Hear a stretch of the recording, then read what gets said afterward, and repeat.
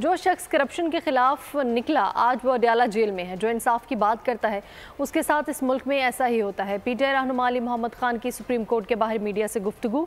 बोले जो कहते हैं कि अदलिया में काली भेड़ें हैं उन्हें सियासत में काली भेड़ें भी देखनी चाहिए। नैब तरामीम केस की समाअत में आज बानी पीटीआई को कोर्ट में लाइव पेश किया जाना चाहा। जो शख्स करप्शन के खिलाफ निकला था जहाद के लिए, देख लो अडयाला कोर्ट से खिताब कर रहा है।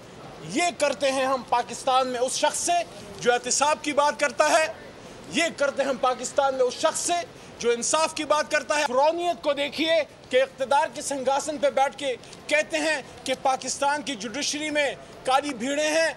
उनको सिर्फ यही कहना चाहते हैं, सुबह सुबह आईने को देख लें, एक काली भीड़ पाकिस्तान की सियासत की तारीख की आपको नजर आ जाएगी। आज इमरान खान साहब को लाइव टेलीकास्ट किया जाना चाहिए था। सब्सक्राइब करें और बेल दबाएं ताकि कोई खबर रह न जाए।